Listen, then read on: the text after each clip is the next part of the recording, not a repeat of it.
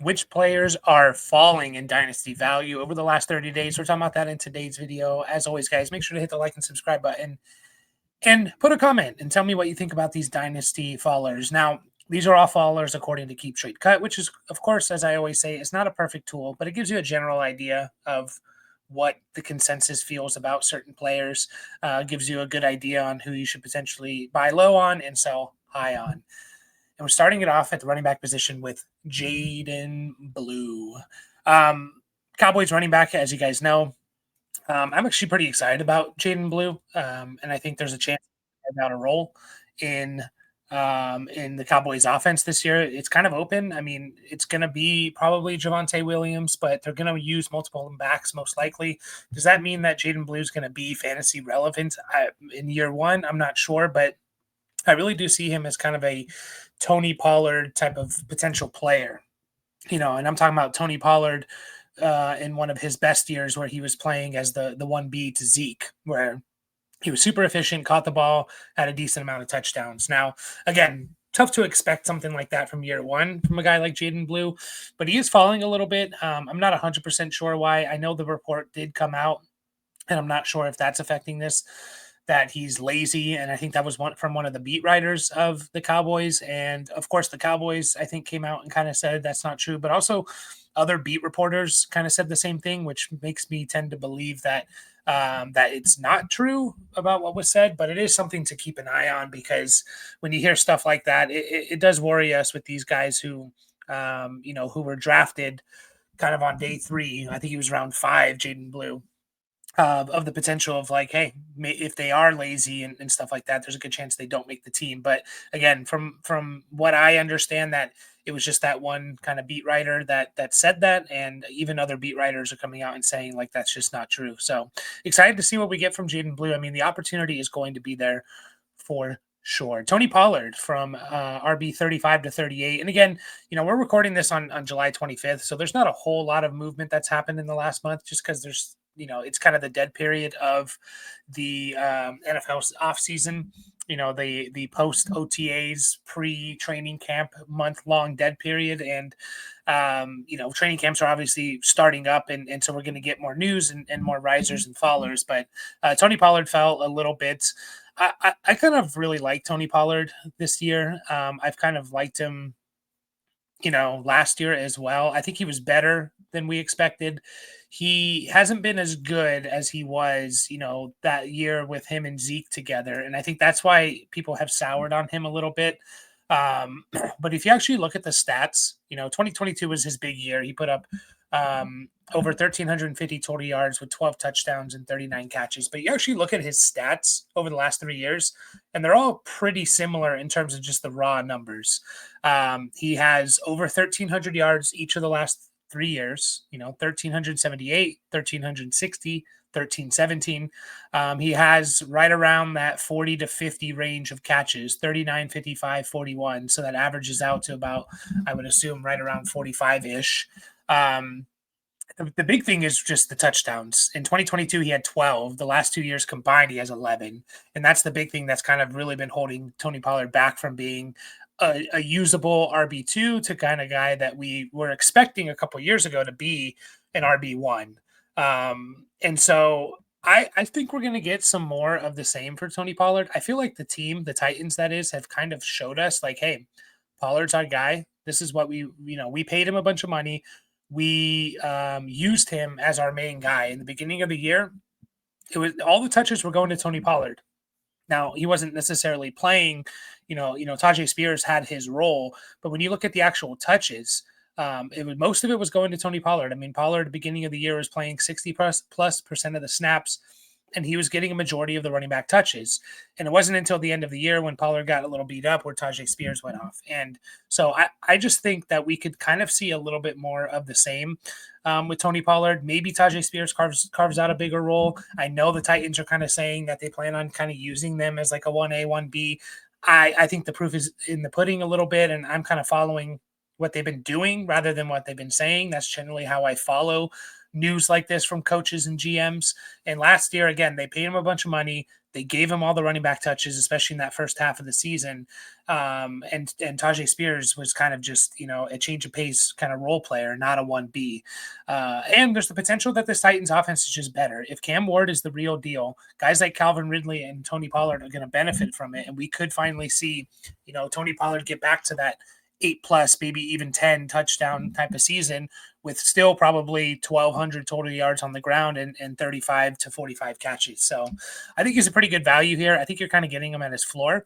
And if he's going to continue to fall, then I might look to kind of snatch him up when the season approaches. Jaylen Warren, another interesting one here, falling from 37 to 40.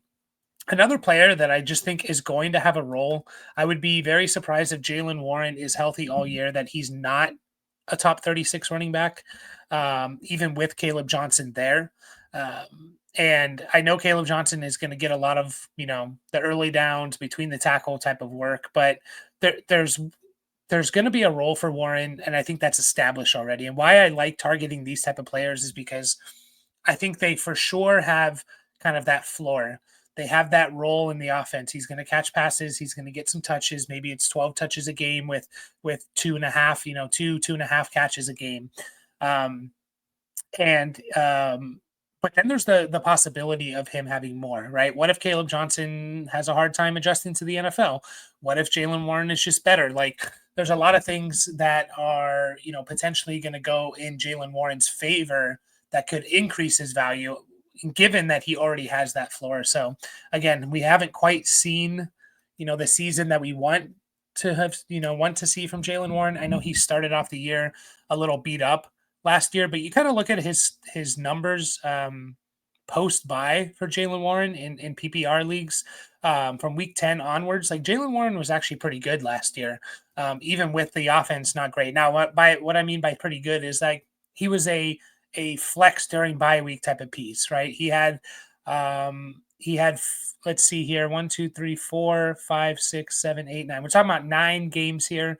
5 of them he was over double digits. Another one of them he was just under at 2 other ones he was just under at 9 and 9.5 points per game. So like that's, in a deeper league format, that's kind of a piece that's usable. That's a piece that's maybe even usable in a little bit of shallower leagues during bye weeks. And so I just think there's some potential value here with Jaylen Warren, and this offense just could be better with Aaron Rodgers at the helm. Who knows? Najee Harris falling from 40 to 45. A lot of this is coming from, the stuff with the eye injury and the superficial eye injury on 4th of July and all of that. And I get it. If you've listened to the show and followed us during the offseason, you guys kind of know that I think that Najee Harris is going to have a significant role on this team, even though the Chargers drafted Omarion Hampton in the first round. I think we could potentially see kind of like a Javonte Williams, Melvin Gordon type of split, where they basically split down the middle, because Najee Harris, I think the team really likes him. I think Harbaugh really likes him. I think Greg Roman really likes him. And Najee Harris is one of those running backs that, unfortunately, maybe he's not explosive. Maybe he's not the big play threat. He kind of does everything right, though. He's reliable in that he's never really injured. I don't think he's ever missed a game in his career. He doesn't really fumble the ball. He can pass protect. He can catch dump off passes if you need him to. He can kind of do all those things. He can get you the tough yards. You need 2 yards on 3rd down. Najee Harris, can probably get that for you.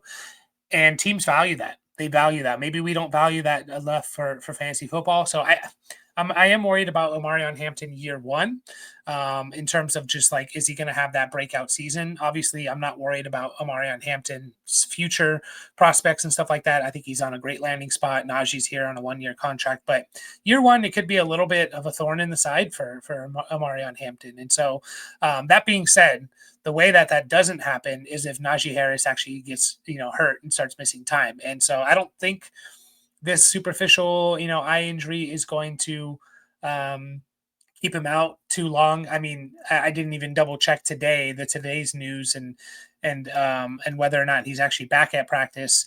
But apparently he shows up and he's there. So We'll see. I mean, that's the path for Amari and Hampton to really smashing. But if he comes back to practice and kind of everything is back to normal, I really do see Najee having. I could see both Hampton and Najee being like top 24 ish running backs this year, and both of them near the bottom end of that. Quinn Sean Judkins from 11 to 20, and he's probably going to continue to fall if you check the rankings now. And this is pretty obvious. It's the the legal issues that he's had. The Browns kind of telling him you need to figure that stuff out essentially. And a big thing is that he hadn't signed his contract yet, right? Like I don't think he signed his contract yet. They don't have him at camp. Like this is just it, to me, it's a bigger deal than it's not. It's a bigger deal for a rookie. I know he's a second round pick, but um, teams will not want to give guaranteed money to players that are entering the league with legal issues, and obviously they don't want to move on from him. And I'm not saying that they definitely are going to move on from him, but um, this is a little bit of it's alarming. This is alarming in my opinion because again, he's a rookie. He needs these reps. These reps are so important, and like if he misses significant time, and headlines that I see are kind of like indicating like he's not going to be at camp soon. From NFL.com, that's one of the headlines. Like, um, he's not signed. Like this is red alert, and we could be getting kind of a wash rookie season. We could get something even worse where like the Browns cut him and another team doesn't even pick him up or something. I don't know. I hope it doesn't happen. I think he's a good player, but it is quite alarming. And obviously, like I'm not even going to get into the legal issues and what he was doing in that situation, but that's not ideal either. Just as from a human perspective. So again, we need to kind of let everything play out what the legal process is going to say. But I'm worried about Quinshon Judkins. I am worried. I think he's a hold right now. I'm not trying to move off of him if I have him. Maybe if you want to buy low on him, if someone's really low on him, I would, but I wouldn't really pay even RB20 value right now for him. And that's right around where he's going to be ranked. Another Browns, Jerry Jeudy from 37 to 39. Again, not a whole lot of movement. There's just not a whole lot of movement during this time, like I said, but I'm pretty excited about Jerry Jeudy. I think he is an incredible value this year in both redraft and dynasty. There's no way at all. I mean, man, the Browns would have to start like Shador Sanders and Dylan Gabriel, and those guys have to be like one of the worst quarterbacks in the history of the NFL, and they start all year. To me, there's no way that Jerry Jeudy falls really outside the top 30 if he's healthy all year, outside the top 30 wide receivers. And I think he has like top 20 potential, like especially if Joe Flacco plays. We'll see if Joe Flacco plays. There's a good chance he does, but there's also a good chance the Browns are just a really bad team and they start off the season like 1-5 or something, and then they move to one of these rookie quarterbacks. I can really see that playing out. Obviously, we want Joe Flacco there for Jerry Jeudy and the offense overall. But even if that's true, even if guys like Sanders or Pickett or Dylan Gabriel are just like slightly below average, I still think Judy's a pretty good value. He's kind of the only option there, like the only major option there, in my opinion. The Browns didn't do a whole lot to bring in weapons in the receiving game. It's their 1, 2, 3 right now is Jerry Jeudy, Cedric Tillman, and Deontay Johnson. Deontay Johnson, we haven't seen much from him the last couple of seasons and has some team attitude issues. Cedric Tillman had a good 2-3 week stretch there, but we see that from wide receivers all the time. That doesn't necessarily mean he's not going to be good, but it also doesn't mean he's going to pick up, from where he left off that last year. And then behind that, you have guys like David Bell, Jamari Thrash. To me, it's really Jeudy and Njoku. Those are the receiving threats on this team. And I can see Jeudy, like, again, I'd be shocked if he fell outside the top 30 if healthy. And I think he has top, 20 potential. So I think he's just an incredible value. And again, we're not talking about a guy that's just, could be a fluke. I mean, former first-round pick. I know he was kind of a bust his first few seasons as the 15th overall pick, but it's not like he was, a complete bust where he did nothing. He had a solid rookie year. He had a pretty good third year. And then last year he kind of broke out. Right. And so I just think there's some potential here for a huge value in Jerry Jeudy that I'd be trying to capitalize on.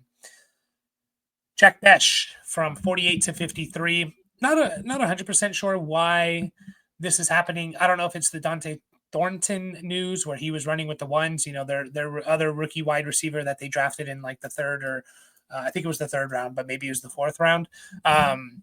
Maybe it's that, maybe it's just this is kind of the natural process for rookies. Like we're high on them, especially around rookie drafts, and then they start to fall a little bit. Besh, to me, I like Besh a lot. I think he can be a really good NFL player, and I think he can be a pretty good fantasy option. Year one, though, kind of I'm not very optimistic about his year one production, just because I do believe that in the reports of Dante Thornton kind of him running with the ones because he provides a skill set that's incredibly valuable to teams and their offense. A big, tall, fast wide receiver that can play on the outside is really hard to find. It's hard to find tall, fast guys. That size speed combination is very hard to find, and teams need that for an offense to function. You need that threat on the outside that can make contested catches, that can take one to the house, that can catch a deep ball. And so, does that mean that Thornton's going to be good for a team for fantasy? Not quite. I think he's going to be a better NFL player than a fantasy player, but that could leave Besh a little bit, on the outside. Like I don't think he's going to be in on two wide receiver sets. They also have other wide receivers that they could use. I think he's a little bit redundant to Jacoby Myers, like Besh and Myers, like in terms of the role that they could play on the offense. So we could see Besh kind of be like the wide receiver 4. I wouldn't be shocked if he starts the season as like the wide receiver 4 on this team and doesn't do a lot of production. But of course, injuries happen, and I think the future for him, I'm excited about. So if he continues to dip, especially if he's not producing that first like month or so of the season, I'm kind of interested in buying low on him because I do think he's a talented wide receiver. Chris Godwin from 40 to 45. And yeah, I mean, this makes sense with the drafting of Ibuka and them bringing him in and Chris Godwin not being healthy right now, which is to be expected. He's on the pup list, and in case you guys don't know, basically, if you put a player on the pup list before training camp starts, he can come off at any time. So sometimes it's just more of a formality than anything. It's more of an insurance policy for the teams. Like, okay, we expect this guy to be back, even a guy that they expect to be back in 2-3 days. They'll still put him on the pup list because I think one of the reasons personally is like, hey, if there's a setback or something, re-injures or goes wrong, we are insured here that we can, keep him on the pup list. Whereas if you put him on the pup list during training camp, then you're going to get kind of like some significant time missed. So I don't think there's a guarantee at all that Godwin is going to be starting week 1. And there's really no timeline. So that's why he's continuing to fall. It's a little nerve-wracking. I'm not really buying, even at wide receiver 45 value. I'm trying to avoid really buying Godwin for any significant piece because he's up there in age. He's coming off an injury. He's in a crowded receiving room, and we might not have him to start the year. So those are all concerns for me, for sure. I mean, I could be wrong about that, absolutely, but I'm probably just like avoiding or holding Godwin if I have him and avoiding him at that value right now. If you want to trade for him. Jordan Addison from 22 to 24. This is just legal stuff. I don't know if he's going to be suspended. Maybe it's a couple games. Who knows? Jordan Addison's a good player. He's produced. He's a touchdown guy. I do think, and I felt this way with Sam Darnold last year, that if there is someone that's going to be affected the most from average quarterback play, and Sam Darnold was not average last year, but going into the season, we weren't very optimistic about him. I think Addison is the guy that will be affected the most. Not everyone will be affected, but I think Addison the most. Rather than guys like Jefferson or Hawkinson. So we'll see. We'll see how JJ McCarthy looks, but I kind of believe in that system, and I think McCarthy's a good player. But yeah, it's a little bit, if he's missing a couple games, I don't think it's a huge deal for Jordan Addison. Cedric Tillman, another guy that's dropping. And I know I mentioned earlier when we talked about Jerry Jeudy that like Cedric Tillman, I'm not super convinced that he's just going to be what he was those few weeks. I don't think people realize, like, I think when we think back on Cedric Tillman 2024, most people have a little bit more, a higher They hold him in higher regards in terms of what he did last year. And you go and actually look at his game log. He was good. He wasn't great, and he had about 3 games. He had a game, 12 targets, 8 catches, 81 yards, 9 targets, 7 catches, 99 yards, 2 touchdowns, and then 11 targets, 6 catches, 75 yards, and a touchdown. And then he played a couple more games, didn't really do too much. He gave you, okay production, and then he got hurt and he was done for the year. So like he never broke 100 yards. He had one really good week, and then two other good weeks, and that was kind of it. Like he literally did nothing before that, and really not much after that. So now opportunities there, and if Flacco is the quarterback, then I'm much more excited about Cedric Tillman. But I also just don't think that like we should be expecting a whole lot from him. That being said, he's all the way down as wide receiver 64, so he's not going to cost you a lot if you do want to go out and get him. I'm definitely not selling him for that value, because I think if he can, if Flacco is the quarterback and he can kind of get back to form a little bit, we're talking about a guy that's going to be kind of a flex piece, in my opinion, with maybe a little bit more upside. Jonnu Smith from tight end 17 to tight end 23. That's understandable. I mean, he was in an amazing situation with the Dolphins and had his best, career year last year. And then he gets traded to the Steelers, where you got another tight end there, and Pat Freiermuth, and probably a tight end that's going to be it's going to be more on the field than a guy like Jonnu. One, he already knows, the system, and two, he is a better blocker. I think Freiermuth is. I don't think he's like an amazing blocker, but I think he's a better blocker than a guy like Jonnu, who's a little bit more of that tweener guy. That being said, he is reuniting with Arthur Smith, so I kind of look at what Jonnu did with Arthur Smith, even though Kyle Pitts was there, and he put up 50 catches, 582 yards, 3 touchdowns. So like, could we expect similar production there? Yeah, I think we could. Could we expect even a little bit more, especially if a guy like Freiermuth gets hurt, or maybe they just like Jonnu more? Yeah, maybe they could. So I think there's still, you're still going to get a guy that to me is a potential streamer during the year. I think we're just, we're a little upset because we went from, okay, this is a tight end 1 and I'm starting him as my tight end 1, to this guy's kind of a streamer right now, at least to start the year, and then we'll kind of reevaluate from there. Harold Fannin Jr., another Browns player. A lot of Browns players here. What is that, the 4th one? Harold Fannin Jr. from 22 to 25. Not a whole lot to say here. I think Harold Fannin Jr. is an intriguing player. Again, he's one of those tweeners, so he's going to have to really get into the right system that's going to use him the right way. He was a 3rd-round pick, so the Browns are thinking they can use him the right way. But I don't really expect too much from Harold Fannin Jr. year 1. I think there's no way he beats out Njoku, so that's already going to limit his playing time.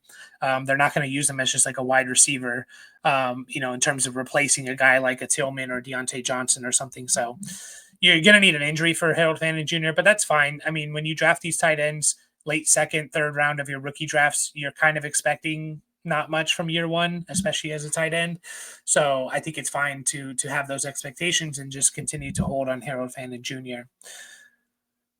Jake Ferguson from 16 to 18. Not a huge fall, but I kind of like Jake Ferguson this year. I think he's pretty good value. He's a tier down option for me. And if you don't know what a tier down is, well, if you kind of break players into tiers, I like to trade a guy that's at the top of that tier for a guy that's at the bottom of that tier and get something on top, because I feel like, again, they're in the same tier for a reason, and I don't personally see a whole lot of difference between guys like Tucker Kraft, Kincaid, definitely not likely,